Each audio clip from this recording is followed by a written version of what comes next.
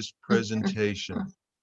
So I'm going to, there we're recording now. Welcome everybody to Contemporary Issues class. Good to see you all here. And Ron is starting to put on share screen. That's good. Ron Puning is going to present today about authoritarian figures, different types of authoritarian figures. So another good timely conversation. And I want to welcome any new visitors here and do our regular announcements.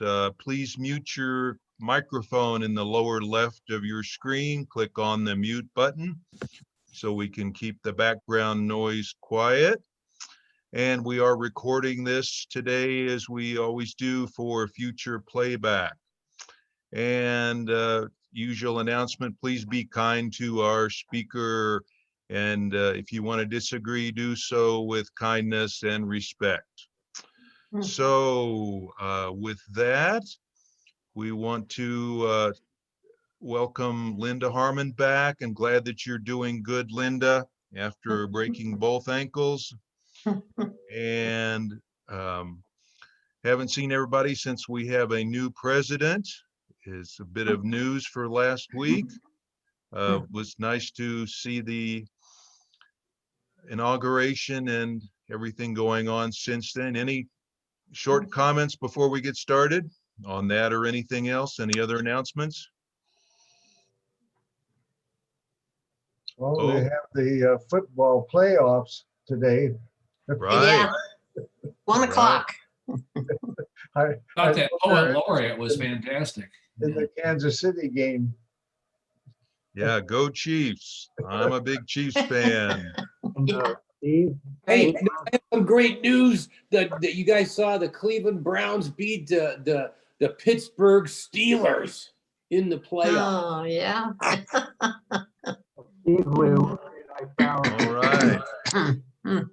All right. Everybody's going on the football. Okay.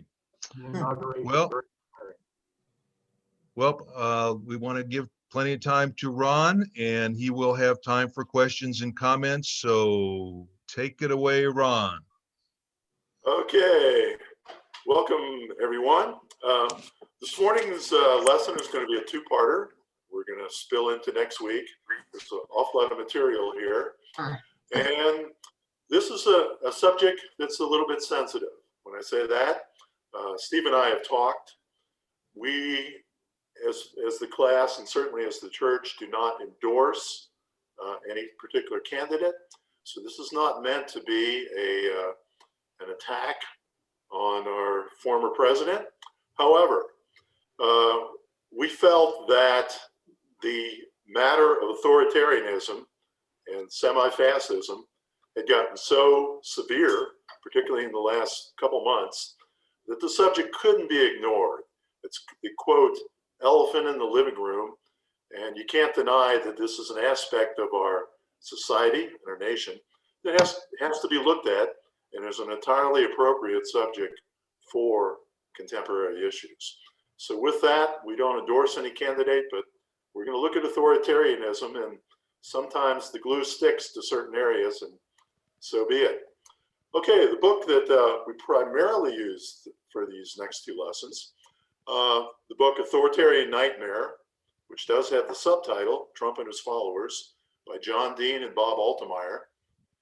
And by the way, that John Dean is, yes, the John Dean that you heard about from way back in the Nixon impeachment trials. Same person, and he's written or co-authored several books, and he co-authored this book with Bob Altemeyer. And Altemeyer, by the way, is a recognized authority on authoritarianism. And it's interesting that in the great course that I think Steve and I both like a lot, titled Why You Are Who You Are, Investigations in the Human Personality, again, the course offered by Great Courses out of Chantilly, Virginia, there's actually a section in that book on authoritarianism. And there's a few recommended references throughout the book. And in the section on authoritarianism, they do recommend a book by Bob Altemeyer. So he is maybe considered the preeminent authority on authoritarianism. He, by the way, is neither a Republican or Democrat, and he's teaching at a university in Canada, the University of Manitoba. So also, if you go online, if you just go to Wikipedia and look up social dominator or authoritarian, some terms we'll be using this morning, you will see quite a bit of material that aligns closely with what we're going to see in some of the slides here this morning. So it's not a book written by a wingnut, so to speak, from a political viewpoint, but it's looked at in a balanced fashion. I got an issue of Scientific American magazine just yesterday in the mail, and there were a lot of things in the letters to the editor. Scientific American, for the first time in its 100-year history or so, did endorse Joe Biden. And the editors replied, they said, this decision was not made lightly. This was an extraordinary election with a clear choice between a candidate who supports science and evidence and one who has consistently rejected it to promote dangerous policies that hurt people. So we feel like authoritarianism can definitely do bad things and hurt people. So again, we're not endorsing candidates or condemning them, but we just have to let the chips fall where they may. And that's what we're doing today to a great extent. Okay, moving on. We all think that as Christians and hopefully Americans and people of the world, we hope everyone has the courage to be open-minded, seek the truth, use critical thinking, and not self-brainwash. A couple of my favorite quotes. Neil deGrasse Tyson, who's written many books and appears on Star Talk. He says in his book, one of his books, "My aim is simply to empower people to think for themselves rather than others do the thinking for them." Another quote I love is the one by the Roman senator Seneca, who said, "Many might have attained wisdom had they not assumed they already possessed it." And it's been a reminder in my life to be humble and realize I don't have all the answers, and I need to be humble, open-minded, and not think that I've arrived and have all knowledge. And then, of course, for those of you who remember the book, or not the book, but the movie, The Way We Were, Robert Redford looks at Barbra Streisand and says, "Are you so sure about the things you're sure about?" He's encouraging her to question what she accepts and what stands she takes. Okay, let's see if I got to the right. Oh, jumped ahead.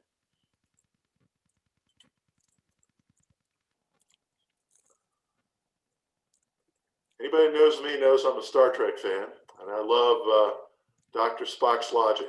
And I love this quote. Mr. Spock, your highly emotional reaction is most illogical. And another quote of Spock, in critical moments, men sometimes see exactly what they wish to see. So I've always been a believer in using the brain and not using the amygdala, the primitive part of the brain. And this slide shows that thinking. There's one of the cartoon characters saying those famous words, "Let's get drunk." And balanced on the other side is a book on critical thinking. So as humans, we need to make sure our frontal cortex overpowers our amygdala. It puts primitive emotions into our body. I also watched a series recently. They're canceling it after one season on account of COVID. But Kirsten Dunst started a little one-season thing called Becoming a God in Central Florida. And she gets wrapped into a kind of an Amway kind of thing that combines business and a semi-Ponzi business and selling scheme with religion and politics. And there's a lot of good lessons in that that one-season documentary. Okay, a couple more of my favorite sayings. The bullet on here comes right out of the American Psychology Association consensus on critical thinking. They say critical thinking is the willingness to evaluate your beliefs and adjust or abandon them if they're presented with evidence that justifies it. And I've backed it up with a Judge Judy saying, don't pee on my leg and tell me it's raining. And Einstein, education's not learning the facts, but the training of the mind to think. And I agree with those. Okay, if you're a big fan of Trump, you probably won't like this slide. Altemeyer, in this book, and in his many books, says, there are so many people so genuinely submissive to authority that they constitute a real threat to freedom in countries such as Canada and the United States. And another thing he says is Trump is disliked by most Americans. The polls showed that, despite his 75 million votes. But his base has kept the faith to such a degree that it seems to defy human understanding. He also said in the book, and the book came out well before the election, it's printed right in the book, he said, if Trump loses the election in 2020, you can be certain he will tell his followers the election was rigged, and they will believe him. And there's a swipe taken to Trump in a slide. It uses a phrase from the Simon and Garfunkel song, the sounds of silence. And the people bowed and prayed, the neon god they made, people thinking without talking, without speaking, hearing without listening. And I always like to listen to some of the protest songs and the songs that encourage us to think. Okay, authoritarianism, what is it? I don't have a definition I'm throwing in front of you, but we're going to immediately drop into looking at what some of the subcomponents of authoritarianism. And they say that most Trump supporters, and this is not all of them, have often one or two of these key personality characteristics: social dominators and authoritarian followers. A lot of them fit in this category. It doesn't mean all of them do. And I also want to point out, and this book points out, that as we look at our personalities, which deal with such things as how much of an introvert are you or an extrovert, how much of different personality characteristics do you have, all of us have some degree of authoritarianism. It's a matter of degree. It's not a box where you are an authoritarian or you aren't. You can take some tests to help you find out how much of an authoritarian you are, and also to see if you possibly fit into one of these two boxes. If you're possibly a social dominator or an authoritarian follower, and we're going to amplify on that. And then there's what they call the double high. It was a rock song, Double Shot of My Baby's Love, if you remember from the 60s. The double highs are the people who score high on both being a social dominator and an authoritarian follower. So what do we mean by a social dominator or an authoritarian follower? The social dominator, and this term kind of arose around 1994. And again, you can take a test. You can find it online or find it in some of Altemeyer's books, and you can take it pretty quick. It basically asks you about 10 to 20 questions and asks you if you strongly agree, you're neutral, you strongly disagree, or you give scores of +4 to -4, depending on if you're neutral or you strongly agree, strongly disagree. But the social dominance test basically measures if you feel or you kind of live out the thing that you believe in the inequality between groups or tribes, and that your group should be more prestigious and powerful than the others. And a lot of people not only practice social domination on a group level, but also carry it down to a personal level. A good example, boot camp. There's an example of carrying social domination down to a personal level. And the unfortunate attributes that many of the social dominators have is a desire for dominance, power. They generally have low empathy, and they can easily forget right or wrong. Their feeling is rules aren't made to obey. The key thing is not to get caught. So these are some of the characteristics of a social dominator. To which people ask, gee, I kind of like to have power. Does that make me a social dominator? Not necessarily a strong social dominator. And you can certainly use power like Gandhi did to do very good things. So wanting power doesn't necessarily make you a social dominator or score you high on the social dominator scale. You need more things than just that. All right, again, I love Star Trek, the original Star Trek. There was an episode in season 3 called The Cloudminders, where there was a city of Stratus that floated above the planet, and there were people down on the planet called the troglodytes that worked in the mines, whose minds and personalities were inhibited by fumes. And the middle picture is a couple of the folks that lived up in the stratus, in the clouds, and looked down on the poor folks who worked the mines below. But again, you can take a test, a social dominator test, and it's going to ask you questions like, do you agree or disagree? Some groups of people must be kept in their place, and we should not ask for group equality. So those are the kind of things that the social dominator test will try to measure. All right.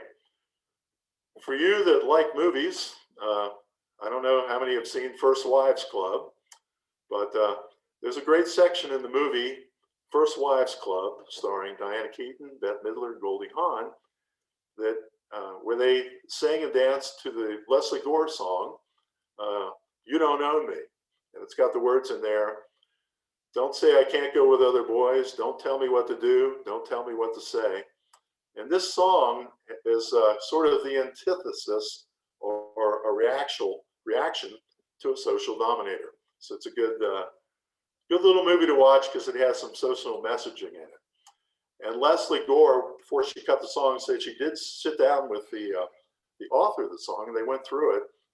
And the author of the song, the writer of the song, did have the intent of saying social domination, particularly of women, is not a good thing. Okay, we talked about the social dominators. That's one category of an authoritarian. A larger group, which much more people belong to, is that of the authoritarian followers. Again, all of us have some degree of social domination and some degree of authoritarian follower. So it's a matter like a Briggs-Meyer test or something of how much of it do you have? How high or low on the scale do you have? Some aspects of those qualities can be good, but it's generally felt that if you score real high on those two categories, most agree that that's not a good thing. It's some characteristics that don't align with Christianity, don't align with moral precepts, and most of us would agree you don't want to be a high social dominator or a high authoritarian follower. So what do we mean by an authoritarian follower? We generally find a couple things in them, 3 things in them. People who are submissive generally, fearful and longing for a mighty leader. It's like people in oppression or living in Egypt in Bible stories that want someone to come and save them from their oppression. So again, if it's people that have a good bit of fear in them and they want a mighty leader to get them out of this and come to the rescue and help them out and protect them from life's threats, whatever it is, economic distress, fear of foreign countries or foreigners or whatever it is. Another characteristic of the authoritarian follower is they tend to divide the world into us, them categories. And we all do to some extent. they tend to make that division ultra strong. Their loyalty to the groups and tribes they belong to start becoming so strong that if they don't watch it, they get incredibly us-them oriented. This can definitely happen in religion. You can see it in some of the super strong evangelical circles where people are immediately put into the saved or unsaved, clean, unclean, righteous, unrighteous, holy, unholy categories. Got a little cartoon there of Fred Flintstone. You're either an angel or you're a devil. There's no gray area. And of course, all of us have tribes, all of us have some group identification, but it's bad when it becomes so intense that we slip into intensive us-them categorizations. And it can be according to your country or the state you live in or your city or club, your religion, a whole bunch of things can put you in your race, your political party can put you into the us-them categorization, which if allowed to grow too much is really bad for you. Authoritarian followers also tend to be ethnocentric, partial to their own group. And unfortunately, it's often based on religious training.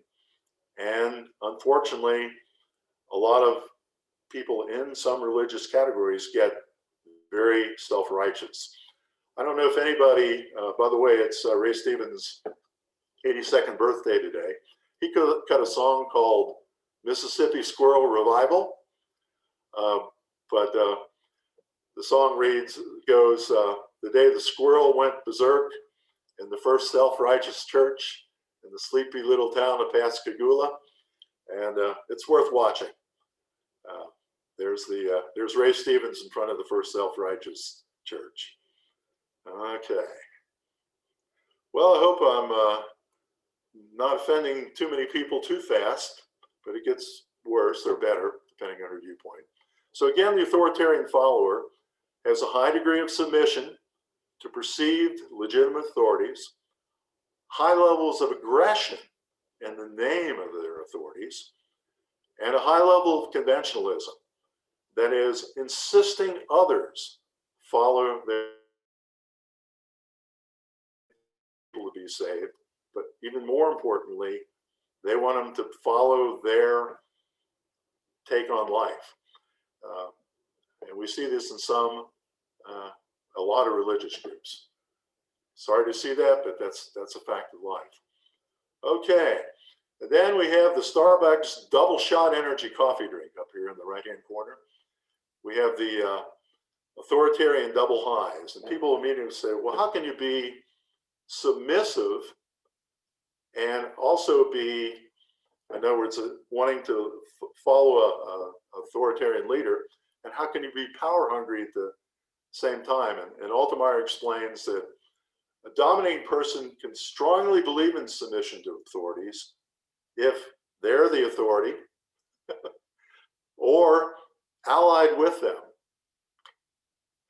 And they can come to endorse their group's superiority over others if they feel it serves to protect them. So a lot of times you have, like, a little old man or something and say, well, I don't want power, but I really, really want to get behind someone or some organization that makes me feel having an umbrella of protection over me. We also use the term right-wing authoritarian. Some people can say, wait a second, are you bashing people that are right-wingers? And Altemeyer said, no, the term right-wing doesn't mean right politically. By right-wing, we mean people that want to follow what they perceive as the accepted societal or religious norm. So you can have people in the Soviet Union who gladly submitted to the Communist Party, who would be considered right-wing authoritarianisms. So, and it comes from the Old English word right, R-I-H-T, pronounced writ, meaning lawful, proper, and correct. So when you see the term right-wing authoritarian, it doesn't mean right politically. It could be. But again, there's a test, and you can find the test in a couple of Altemeyer's books and probably online. But it's a 20-item test with, again, the +4 and the -4. One of the key questions in this 20-question sample is, how do you answer this question? Our country desperately needs a mighty leader who will do what has to be done to destroy the radical new ways and sinfulness that are ruining us. And if you answer a +4, highly agree on this question, and a few others, there's a good chance you're going to come out with a high right-wing authoritarian measure. So again, there's the three things for right-wing authoritarian: submission to authority, aggressiveness, and insistence others conform to your precepts. I believe the Dear Abby letter in the morning paper this morning, the first letter is someone that wrote in and said, my brother, whoever, has become a real, authoritarian and is trying to be the conscience of the family. Okay. We're going to now look at, why is it that facts and logic don't seem to influence Trump supporters very much? And they found when you have obstinate thinking, logical arguments and scientific studies aren't likely to change your mind. And when we wrestle with things in our mind, we have something called cognitive dissonance. This is when you have an anxiety produced when our thoughts conflict with one another. And we're now going to look into some ways we try to reduce cognitive dissonance. Mr. Asham tries to reduce musical cognitive dissonance when our orchestra doesn't play together. But here we go. All right. Calming this dissonance with 7 mind tactics. Rodney Dangerfield in the movie Ladybugs, which was filmed here in Denver, goes to a seminar, and the guy is having the people say, I am wonderful, I am great, everybody loves me. And he's driving down the road through the Denver Tech Center. You can see it in that movie. And somebody rolls their window down as Rodney's making these statements and hollers something at him, which I won't repeat over the lesson this morning. But the psychologist feels particularly that the high right-wing authoritarian person uses some or all of 7 additional mind tactics to try to produce stability and reduce cognitive dissonance. And here we go. One of the first ones is highly compartmentalized thinking. Think of making your brain a little storage bin box thing, like you see in the upper part here. And you start depositing rumors, wide sayings, quotes, and I certainly put some quotes at the beginning of this lesson, and put them in little boxes in our mind. And they're not integrated together to see if they fit, like this highway here, where they definitely didn't fit together when it came to that. But compartmentalized thinking is when you can have a lot of things in your brain that are all in little boxes that you can pull out. But if you start thinking and looking at them closely, you say, wait a second, they don't fit together. They don't merge. They're in sharp conflict. This is what we mean by compartmentalized thinking. And as an example, someone could say, it's great to live in a country with free speech, but then immediately say right afterward, my country, love it or leave it. See, there's some cognizance between those two. And so as we get older, they find we generally get a bit better at starting to integrate ideas and starting to see that some of the things we've learned in life maybe don't fit together. And we try to tackle some of the cognitive dissonance. But Altemeyer also found that a lot of people that rank as high RWAs, right-wing authoritarians, generally, as he measures them, don't tend to improve much in reducing compartmentalized thinking. All right, I'm going to put up a very controversial slide now, and I might get a lot of feedback. Here's an example of compartmentalized thinking from a Bible story of Abraham and Isaac. And if you really look at this and think about it hard, people in our Christian faith, we're often taught it's from the Bible. It must be true. It must be a good example to follow. And that's the Bible says it. That means it's true. I accept it. But if you really look at this story, and again, it's a hard truth, but it does have some things in it that we ought to think about again and again. It does tend to convey almost immediately, and I would say the strongest message this story conveys is the message of absolute blind obedience. It also says killing animals in bloody sacrifice and removing the right entrails is okay. It's honored and expected as long as you sacrifice to the right God. It also says listening and taking action on morally reprehensible actions, including killing your family, is okay if the boy seems to be God's. And yeah, so here's an example of compartmentalized thinking.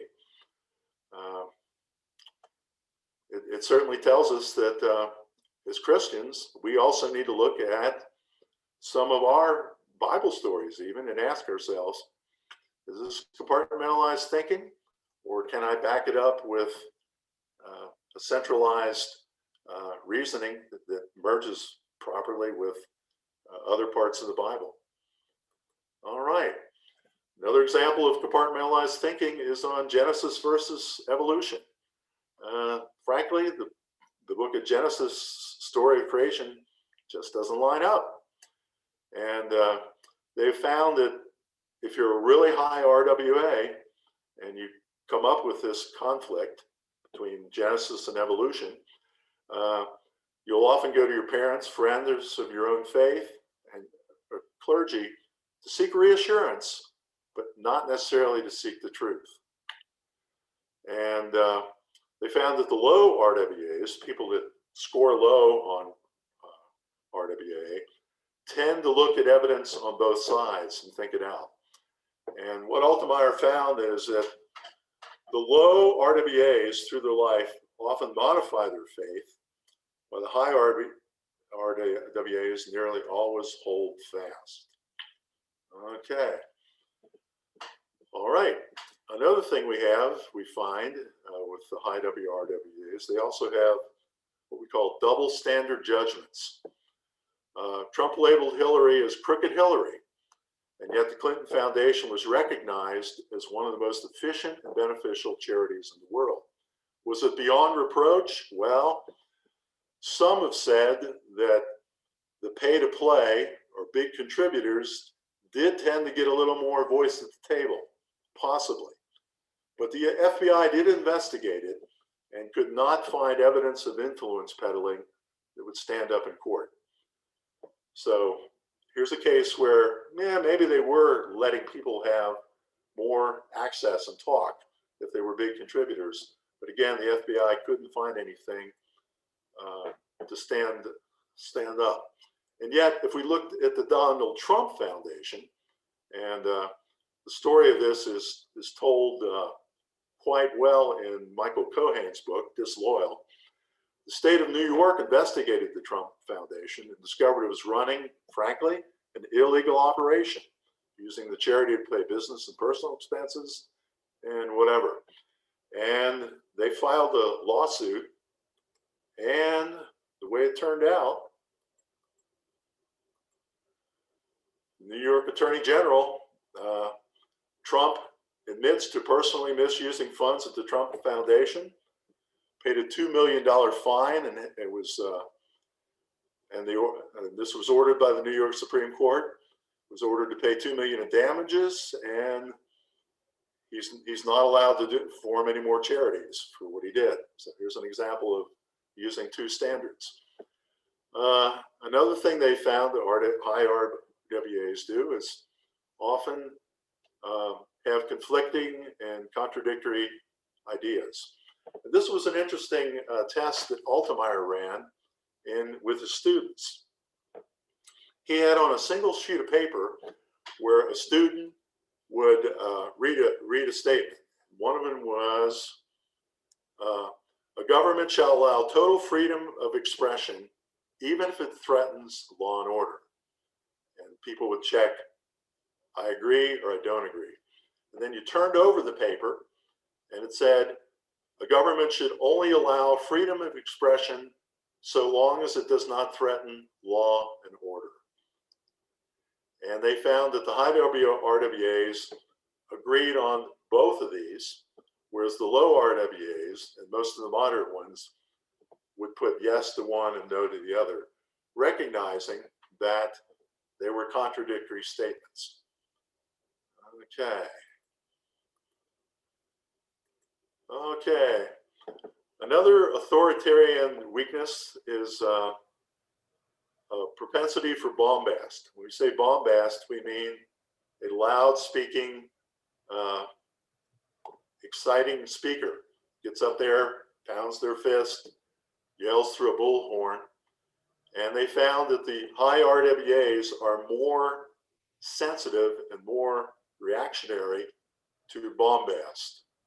They like a nice loud speaker with a bullhorn. They also asked one issue at a time to some high RWAs, and they said, well, do you think the drug problem is the biggest issue facing the country? 74% of the high RWAs said yes. Then I asked them whether the destruction of the family was the biggest threat. 84% said yes. They asked about loss of religion and commitment to God as being the biggest problem. 72% said, yeah, that was the biggest problem. Not that these aren't problems, you could say, but the very fact that they rated them all as number one when asked independently. They all said, yeah, that's the biggest one. That's the biggest one. That's the biggest one. Whereas the low RWAs put up much lower numbers, and most of them said, I need to think about that. You know, that's a problem, but I'm not sure it's number one. Okay. Another problem high RWAs have is difficulty judging evidence. There's a lady by the name of Mary Wegman who was in a 1989 jury in Port Angeles, Washington. She's a grad student. She's a psychology student. And when they started deliberations, she started wondering, boy, did these people here on the jury the same evidence I did? Some couldn't remember the evidence. Some invented evidence. Some had great troubles inferring logical conclusions from it. And she decided, as soon as she came out of that deliberation, to use that as her PhD dissertation subject. And they ran a bunch, these are tests run by a lot of people, and they ran correlation experiments on right-wing authoritarian scores on the ability to think straight. And they found a strong correlation between high RWA scores and a lack of ability to remember information. And further research showed that the high RWAs have trouble realizing a deduction is wrong. And high RWAs are often unpersuaded by conclusive evidence. They do not like the conclusion. And the book says, too often they take position not based on thinking it through or learned from experience, but from what a trusted authority figure has taught them to think. This is a problem we can all face. And we're going to jump into questions here in a few minutes.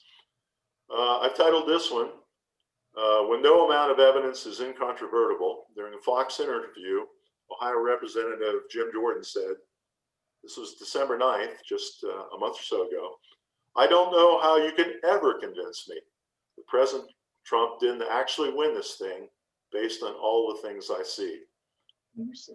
And then he also said at the first impeachment trial, he stood up and said, there's no evidence whatsoever for this impeachment. So there's clearly a case of pretty obstinate thinking. And here's some examples some things some of the Trump followers believe without evidence to back it up.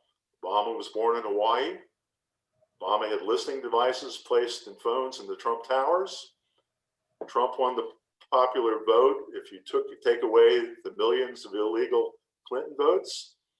The dismissal of evidence that Russia interfered in the 2016 election, despite the fact that it was backed up by all the federal government agencies, CIA, FBI, Bob Mueller, and even a bipartisan report of the Senate Republican committee controlled by the Senate Republicans. And I put maybe an offensive cartoon here, Trump rally. Please check your brain at the door. And then here's a sign on a church, a very authoritarian kind of church. Reason is the greatest enemy that faith has. So there we have it. Okay. Ron, Yeah, go ahead. Ron, we're past 11:15 if you want to leave some time for questions. Yeah, and let's just stop it here and go for questions, because we've got plenty of time next week to pick up where we left off. Great. So Ron, fire away. Let me take off the share. Ron, I'd like to kick off the questions I thought it was interesting if you add the very famous Stanley Milgram landmark study in the 60s.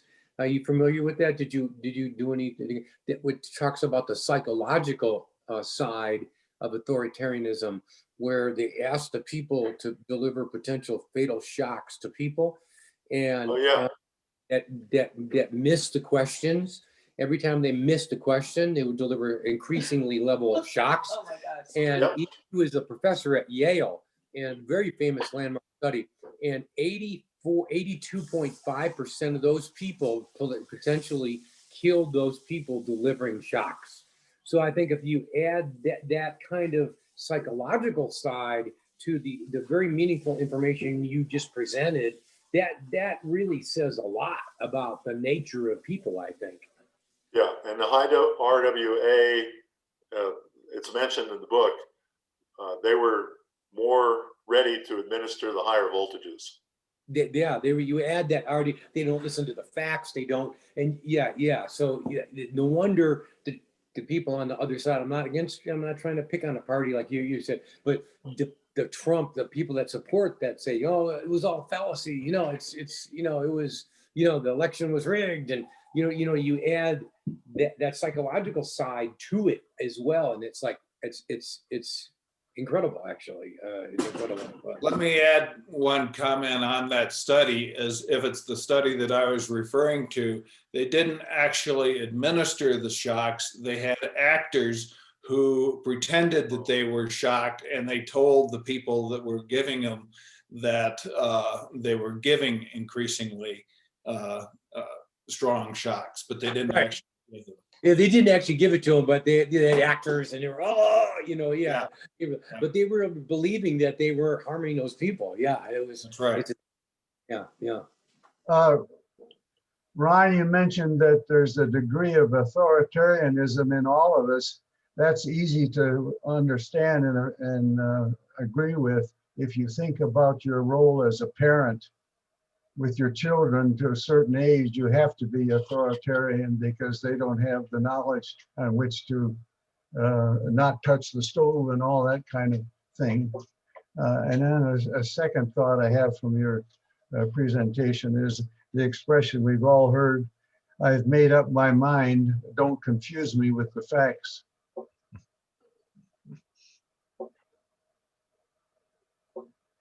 Ron, did any Go ahead, Harvey. Did any of the reading you've done make a connection between an educator, I think his name is Sidney Kohlberg, in the past 40 or 50 years or so, who had identified some levels of moral development in people's thinking, and Jim Watson gives us a good place to begin. Children, as we grow and mature into young adults and adults, move through different levels of morality. One of them is, well, it's the rule or it's the law. Everybody has to obey it. And then the higher level of moral development is, well, there may be laws that are unjust. This was Dr. Martin Luther King's theology and approach. There are unjust laws, and we use a higher principle from our faith or from our theology to make a judgment about the validity of those laws. Or in military conversations, there are unlawful orders that we don't just automatically obey without thinking about them. Was any connection made in what you read?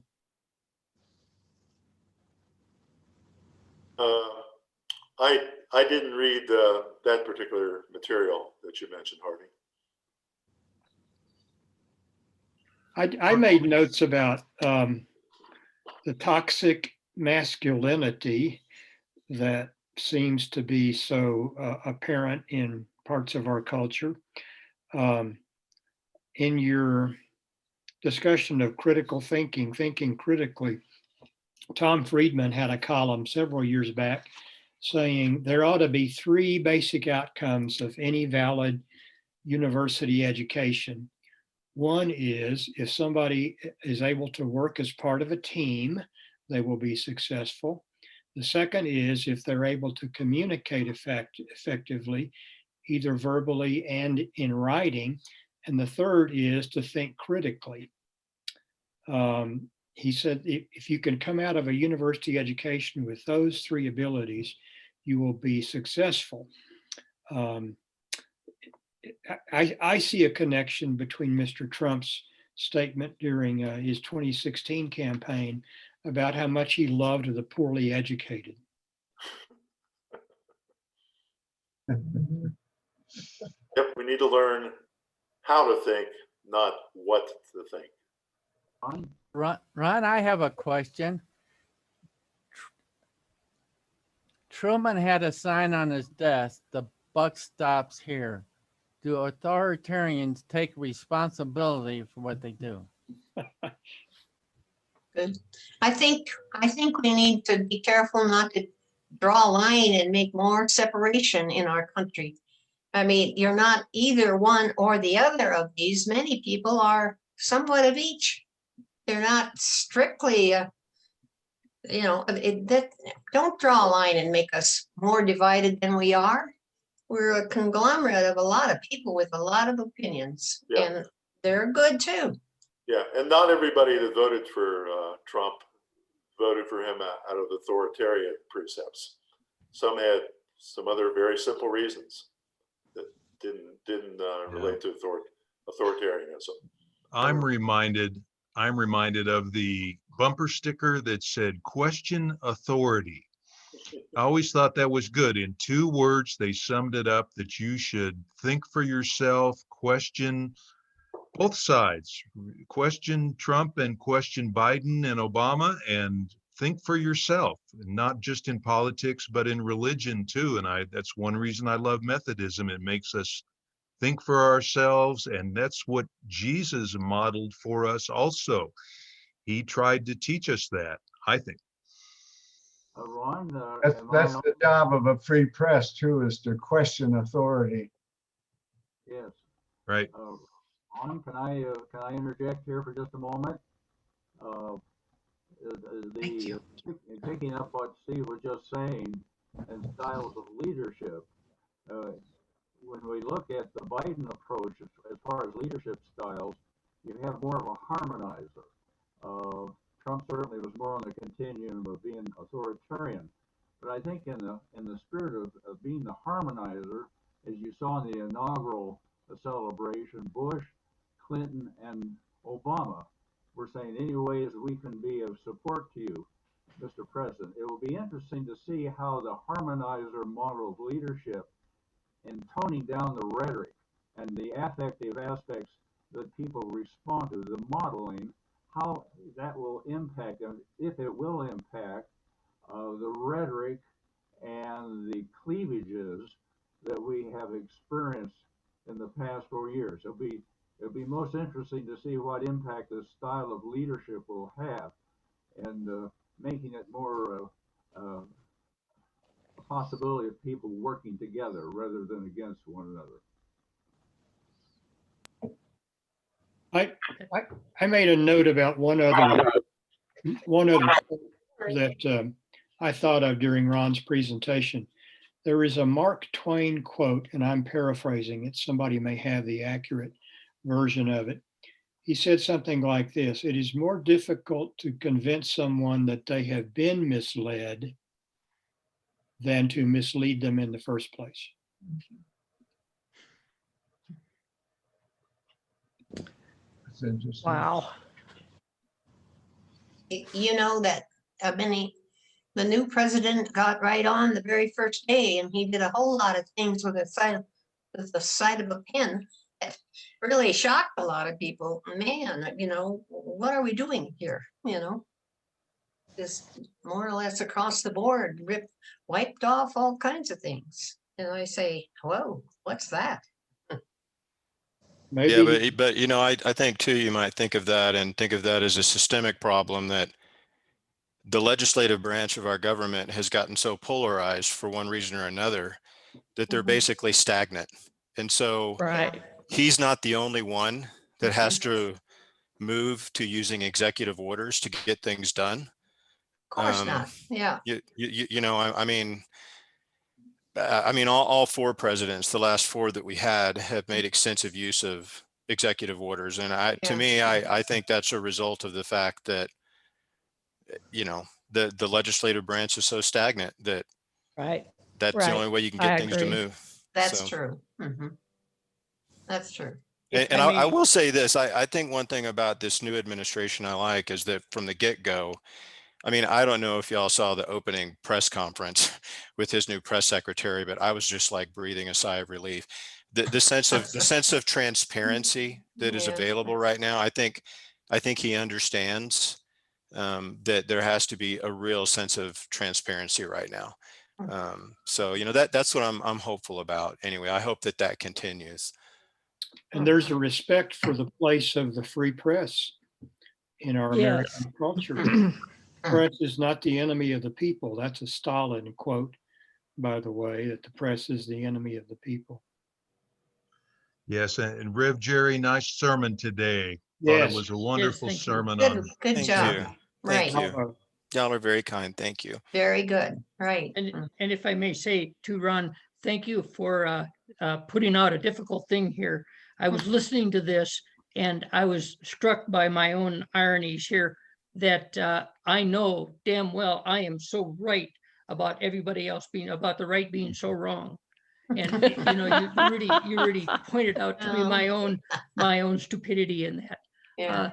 But I still have to say, my goodness, there's a deep divide, and I know which side of that divide I'm on. And I like being here, and I wish we could find a way to heal it.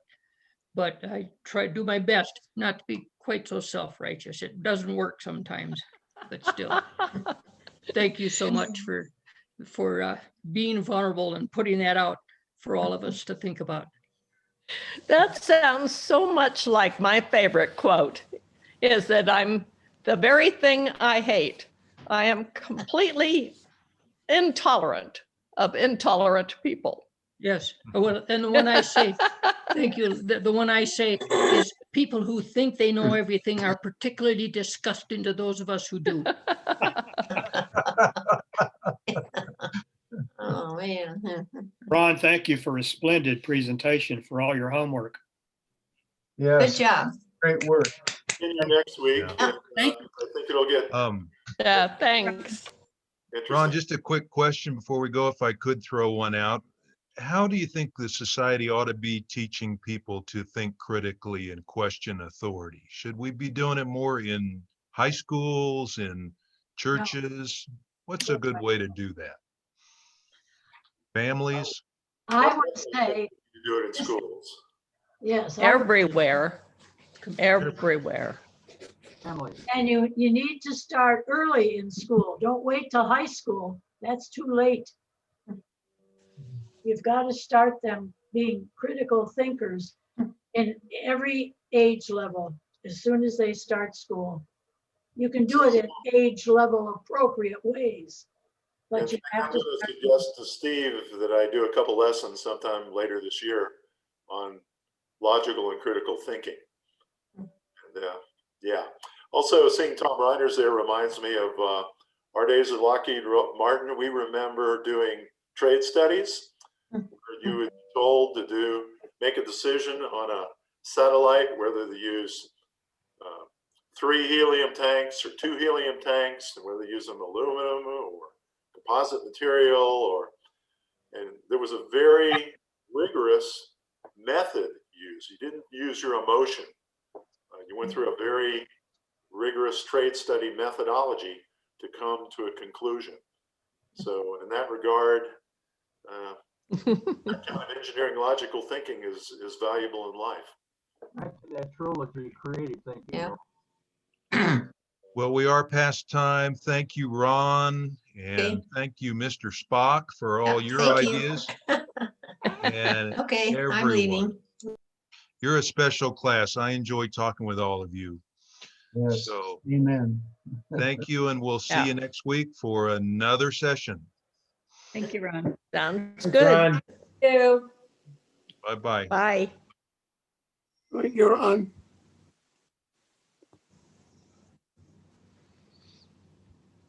Steve, can you hear me? Yep, still here, Gene.